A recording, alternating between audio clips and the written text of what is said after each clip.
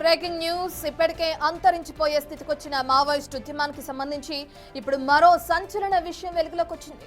2024కు సంబంధించి మావోయిస్టుల సర్క్యులర్ ఇప్పుడు బయటకు వచ్చింది. ప్రభుత్వం ఎంత నిర్బంధం విధించినా సాయుధ పోరాటం కొనసాగించాలని అందులో నిర్ణయించారు. ఆపరేషన్ కకార్తో జరిగిన నష్టంపై సమీక్ష నిర్వహించింది మావోయిస్టు కేంద్ర కమిటీ.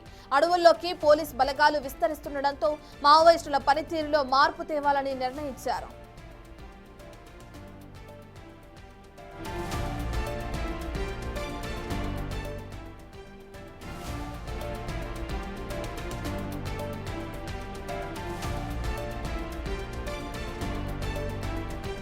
దండకారణ్యంతో పాటు ఏఓబి తెలంగాణ ప్రాంతాల్లోనూ ఇదే విధానాన్ని అమలు చేయాలని నిర్ణయించింది మావోయిస్టు కేంద్ర కమిటీ.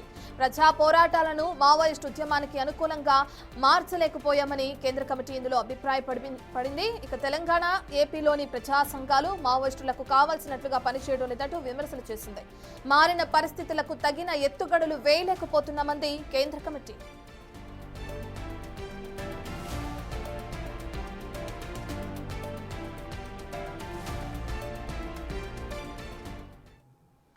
సంబంధించిన details associate input editor Nagesh అందుబాటులో ఉన్నారు, ఆయన అందిస్తారు. 2024కు సంబంధించి మావోయిస్టుల సర్క్యులర్ ఇప్పుడు బయటకు రావడం చూస్తున్నాం మనం నగేష్. అందులో ఏం అంశాలు పేర్కొనడం జరిగింది? ప్రధానంగా ఏదైతే ఆపరేషన్ కగార్తో జరిగిన నష్టం గురించి సమీక్షించినట్లు తెలుస్తుంది. దాంతోపాటు దండకారణ్యంలోకి పోలీసులు ఏ విధంగా అయితే చొచ్చుకు వెళుతున్నారు దాని గురించి కూడా ఈ లెక్కలో క్లియర్గా ఉన్నట్లు కూడా మనకు తెలుస్తుంది. అసలు దానికి సంబంధించిన డీటెయిల్స్ ఏ విధంగా ఉన్నాయి అనుకోవచ్చు? అంటే ఇది డిఫరెంట్ సర్క్యులర్ అనే చెప్పచ్చు.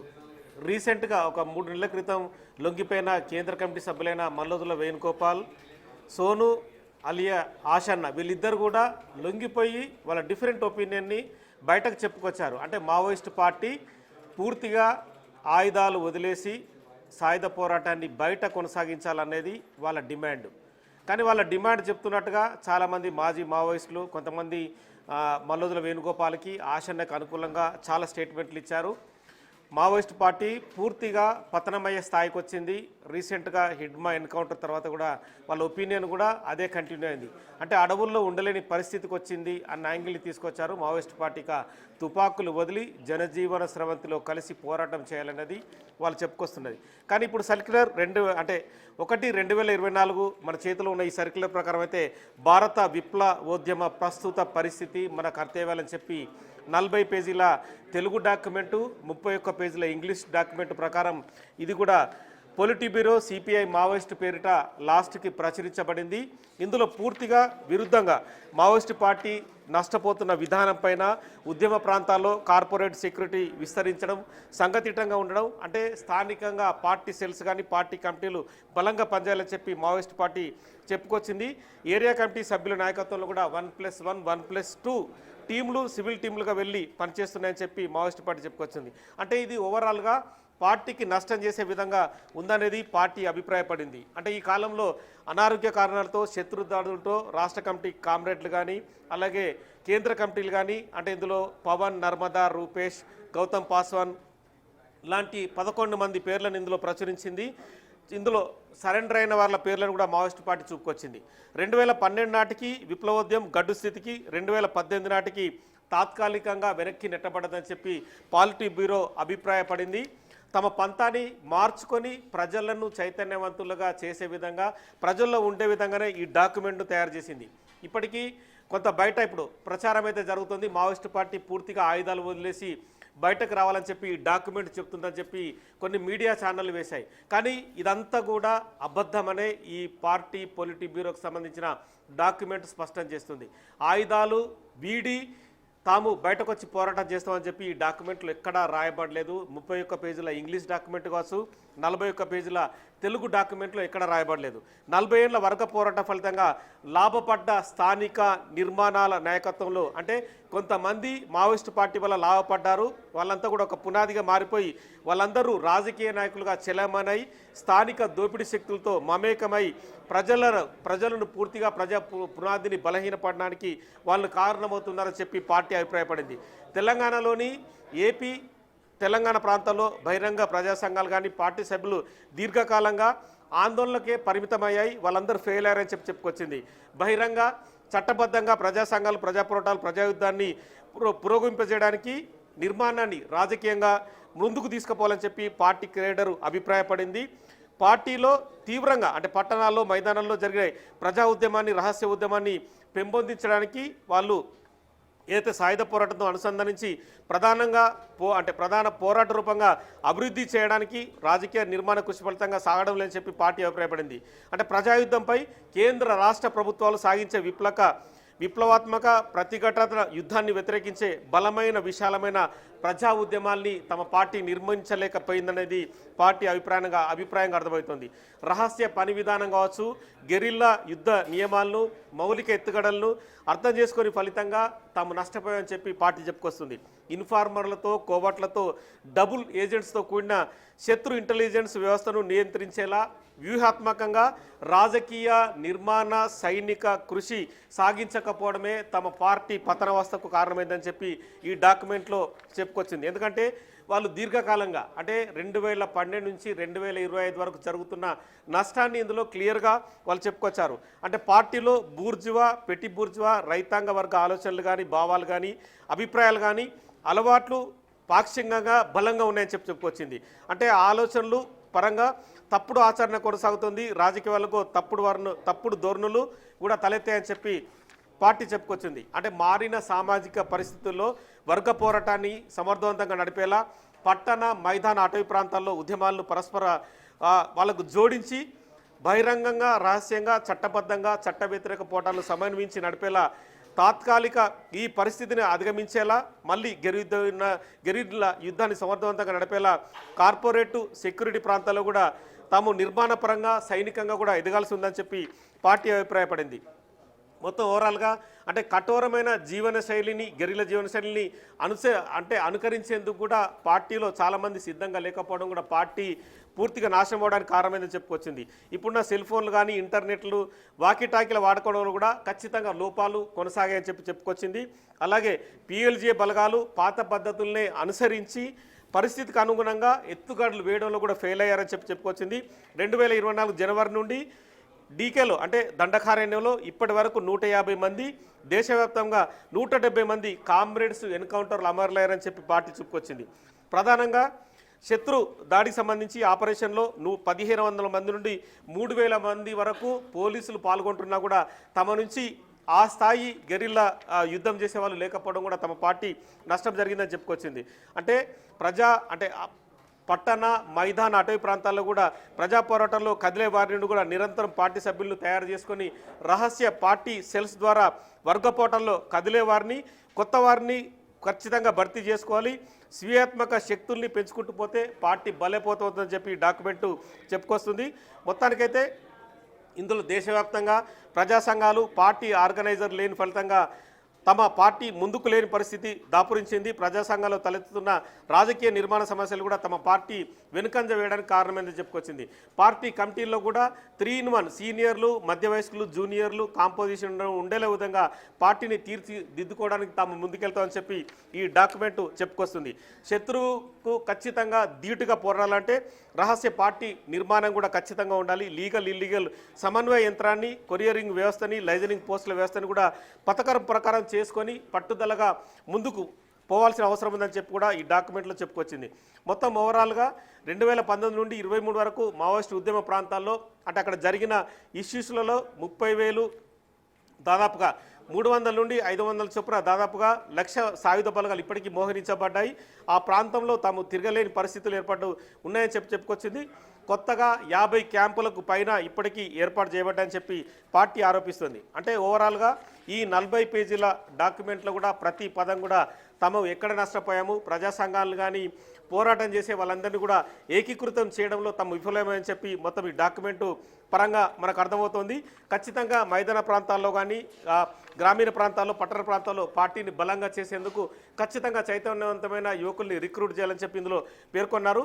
దేశవ్యాప్తంగా విప్లవోద్యమ గడ్డు స్థితికి, తాత్కాలిక పరిస్థితికి దారితీయడానికి కూడా కార్మికేతర వర్గ తప్పుడు అంటే వాళ్ళకు తప్పుడు భావాలు కానీ తప్పుడు సంబంధించిన ప్రచారం జరగడం కూడా పార్టీ పూర్తిగా నష్టపోవడానికి కారణమైందని చెప్పి చెప్పుకొచ్చింది.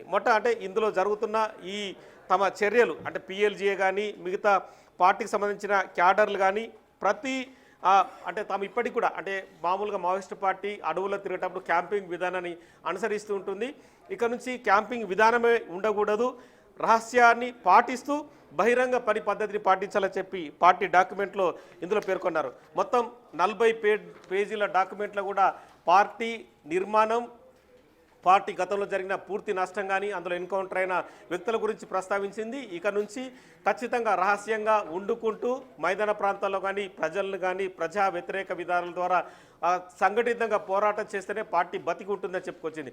ఈ డాక్యుమెంట్ అయితే దేశంలో ఉన్న అందరి డీజీపీలకు 31 పేజీల ఇంగ్లీష్ డాక్యుమెంట్ అయితే చేరింది. ఇది కేంద్ర హోంశాఖ దగ్గర కూడా వెళ్ళినట్టుగా సమాచారం. కేంద్ర హోంశాఖ కూడా ఎక్కడ ఈ పోలిటీ బ్యూరో సమావేశమైంది, ఇందులో ఈ డాక్యుమెంట్ని రూపొందించిన వ్యక్తులు ఎవరు, ఎందుకంటే బయటకు వచ్చిన లీడర్లు అంటే మల్లోదుల వేణుగోపాల్ కానీ ఆశన్న కానీ వాళ్ళ ఒపీనియన్ వేరే విధంగా చెప్పారు. కానీ 2024లో తయారైన ఈ డాక్యుమెంటు అంటే అప్పటికి నంబాల కేశవరావు పార్టీ చీఫ్గా ఉన్నాడు. అలాగే ఈ మధ్య ఎన్కౌంటర్ అయిన హిడ్మా కానీ ఈ మధ్య జరిగిన అగ్రశ్రేణి నేతలు ఎవరైతే ఉన్నారో మోడెం బాలకృష్ణ కానీ కొంతమంది నేతలు కూడా ఖచ్చితంగా ఈ డాక్యుమెంట్ రూపకల్పనలో ఉండి ఉంటారు. ఎందుకంటే వాళ్ళ వయసు 60కు పైబడి ఉన్నా కూడా ఖచ్చితంగా పార్టీ నష్టపోతున్న విధానాన్ని కూడా వీళ్ళు క్లియర్ కట్గా పొందుపరిచారు. ఎందుకంటే 40 పేజీల డాక్యుమెంట్లో భారతదేశంలో జరుగుతున్న తమ పైన దాడి జరుగుతున్న విధానం కావచ్చు, ప్రజలు మావోయిస్టు పార్టీని ఓన్ చేసుకొని విధానాన్ని కూడా వాళ్ళు చూపించుకొచ్చారు. ఎందుకంటే ఇప్పటికీ తుపాకీ పట్టుకొని క్యాంపింగ్ విధానం ద్వారా అడవిలో ఉండి బయట పోరాటం చేయడం అనేది తప్పిదంగా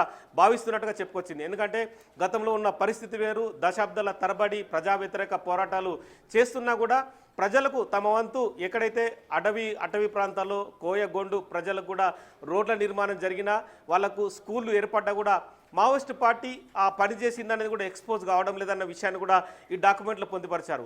ఇక నుంచి ఖచ్చితంగా ప్రజలకు అంటే ప్రజలు ఎక్కడ నష్టపోతున్నారు, ప్రజలు కార్పొరేట్ కంపెనీల ద్వారా ప్రజలు అలాగే అడవులను నాశనం చేయడం కావచ్చు, కార్పొరేట్ కంపెనీలకు ప్రభుత్వాలు సపోర్ట్ చేయడం కావచ్చు, ఇవన్నీ విషయాలపైన ఖచ్చితంగా పోరాటం చేస్తామని చెప్పి ఈ డాక్యుమెంట్ రూపకల్పనలో అర్థమవుతుంది. నెక్స్ట్ ఇక నుంచి ఖచ్చితంగా క్యాంపింగ్ విధానం కానీ అటవీ ప్రాంతాల్లో ఉండి పోరాటం చేయడం అనేది ఉన్నట్టుగా ఇందులో అర్థమవుతుంది. బయట నుండే పోరాటాలు చేయాలన్న మావోయిస్టు పార్టీ విధానంలో మరి రిక్రూట్మెంట్ వాళ్ళు రహస్యంగా ఎలా చేస్తారు అంటే ఇప్పటికే అర్బన్ నక్సలైట్లు దేశవ్యాప్తంగా 30,000 నుంచి 40,000 ఉన్నారని చెప్పి కేంద్ర హోంశాఖ భావిస్తుంది. మరి వాళ్ళందరినీ సంఘటితం చేస్తూ వాళ్ళందరి ద్వారానే ప్రజా పోరాటాలు ఉధృతం చేసి ముందుకు తీసుకెళ్తుందా అనేది కూడా ఖచ్చితంగా అర్థమవుతుంది. ఇప్పటికీ కొద్దిమంది మావోయిస్టులు అంటే బర్సాదేవ్ కావచ్చు, గణపతి కావచ్చు, కొంతమంది ఇప్పటికీ అడవులలో అంటే నేపాల్ కానీ దేశంలోని ఇతర ప్రాంతాల్లో ఉన్నా కూడా ఇప్పటికీ పార్టీ చీఫ్గా ఉన్న తిప్పటి తిరుపతి అలియాస్ దేవుజీ కూడా లొంగుబాటుకు ముందుకు వస్తుండన్న ఈ వ్యవహారంలో మరి పార్టీ డాక్యుమెంట్ అయితే బయటకు వచ్చిన క్రమంలో మరి పార్టీ నిర్మాణంలో వాళ్ళు బయట జనజీవన స్రవంతిలో కలిసి ఉద్యమాన్ని కొనసాగిస్తారన్న అనుమానం కూడా వ్యక్తమవుతోంది. ఇప్పటికే లొంగిపోయిన వ్యక్తులు అయితే ఉన్నారు. ఈ మధ్య లొంగిపోయిన బాలకృష్ణ కానీ ఈ మధ్య లొంగిపోయిన పెద్దపల్లికి చెందిన మరో మావోయిస్టు కేంద్ర కమిటీ సభ్యుడు వాళ్ళందరూ కూడా తాము జనజీవన స్రవంతిలో కలిసాం కానీ ఖచ్చితంగా పోరాటం కొనసాగిస్తామని చెప్పారు. మరి ఈ డాక్యుమెంట్ కూడా వాళ్ళందరికీ తెలిసే ఉంటుంది. వాళ్ళందరూ కూడా బయట ఉండి పార్టీ నిర్మాణాలకు సంబంధించి ప్రజా ఉద్యమాల ద్వారా తమ పోరాటం చేస్తామని చెప్పుకొచ్చారు. కాబట్టి వాళ్ళ మాటలకి ఈ డాక్యుమెంట్ కూడా ఖచ్చితంగా సింక్ అవుతుంది. అంటే బయటనే ఉండి వాళ్ళు కూడా ఎవరైతే ఇప్పుడు ప్రస్తుతము జనజీవన స్రవంతి కావచ్చు లొంగుబాటుకు వస్తున్న వ్యక్తులందరూ కూడా సమూహంగా ఏర్పడి వాళ్ళే మళ్ళీ నిర్మాణ దశగా అంటే అర్బన్ నక్సలైట్లుగా బయట ప్రజా వ్యతిరేక పోరాట విధానాలను కొనసాగిస్తారని మాత్రం అర్థమవుతోంది. రైట్ నగేష్, మీరు చెప్పినట్లుగానే ఎన్నేళ్ల ఉద్యమంలో జరిగిన ఆ లోటుపాట్లు కానీ లేదంటే దానికి సంబంధించిన నష్టాన్ని గురించి క్లియర్గా ఈ సర్క్యులర్లో వివరించడం చూస్తున్నాం. మనం ఏ విధంగా ముందుకు వెళ్లాలో కూడా వాళ్ళు క్లియర్గా రాసినట్లుగా కూడా మనం చూస్తున్నాం. మరి దీనికి సంబంధించి కేంద్రం నుంచి కానీ లేదంటే అధికారుల నుంచి కానీ ఇటువంటి స్పందన వచ్చే అవకాశం ఉందనుకోవచ్చు. అంటే ఇప్పటికీ లొంగుబాటుకు ఎవరైతే బయటకు వస్తున్నారో వాళ్ళందరినీ ఇప్పటికీ అంటే వాళ్ళని కౌన్సిలింగ్ ద్వారా కావచ్చు రకరకాల పద్ధతుల్లో పోలీసులు అయితే మళ్ళీ మావోయిస్టు పార్టీకి దగ్గరగా వెళ్ళే ప్రయత్నాలు చేయకూడదని చెప్పి వాళ్ళని మోటివేషన్ చేస్తున్నారు. కానీ 30-40 ఏళ్ల పాటు పార్టీలో ఉన్న వ్యక్తులు మారడం అనేది సహజంగా జరగకపోవచ్చు.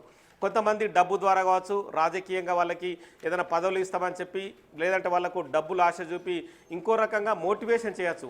అందులో కొద్దిమంది ఉంటారు. కానీ ప్రజల కోసం పోరాటం చేసి తమ కుటుంబాలనే వదిలి దశాబ్దాల తరబడి తల్లిదండ్రులకు దూరంగా ఉండి వాళ్ళు పెళ్ళిళ్ళు చేసుకోకుండా పిల్లలు లేకుండా తమ జీవితాన్నే పణంగా పెట్టి పోరాటం చేసిన వ్యక్తులు ఖచ్చితంగా మావోయిస్టు పార్టీ భావజాలం వాళ్ళ కంటిన్యూగా ఉండనే ఉంటుంది.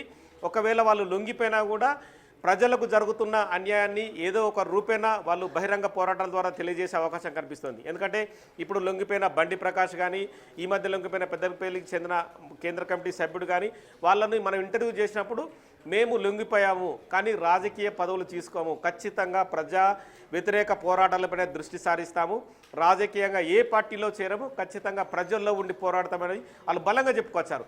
వాళ్ళందరూ ఈనాడు మావోయిస్ట్ పార్టీలో చేరిన వ్యక్తులు కాదు. 4 దశాబ్దాలుగా 1980, 90, 2000 ప్రాంతంలో వాళ్ళు పార్టీలోకి వెళ్ళారు, తుపాకీ పట్టారు, ఎన్నో ఇష్యూస్ని వాళ్ళు ఎదుర్కొన్నారు. చాలామందిని పోలీసుల్ని ఎన్కౌంటర్ ద్వారా అంటే ఇరు పక్షాల ఎన్కౌంటర్ ద్వారా పోలీసులను కూడా చంపారు. చాలా ఇష్యూస్లో వాళ్ళు ముందున్నారు.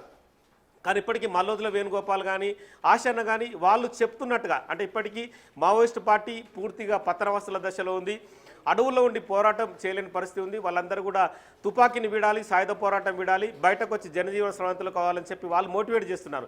కానీ వాళ్ళ మోటివేషన్కి విరుద్ధంగా వీళ్ళ ప్రకటనలు ఉన్నాయి. వాళ్ళందరినీ కూడా ఇప్పటికే ద్రోహులుగా బయటకు వచ్చిన కొంతమంది వ్యక్తులు కూడా ప్రకటించారు. కాబట్టి ఈ డాక్యుమెంటు సారాంశం చూస్తే ఆయుధాలను వీడే ప్రసక్తి లేదని చెప్పి మావోయిస్ట్ పార్టీ కరాఖండిగా చెప్తోంది.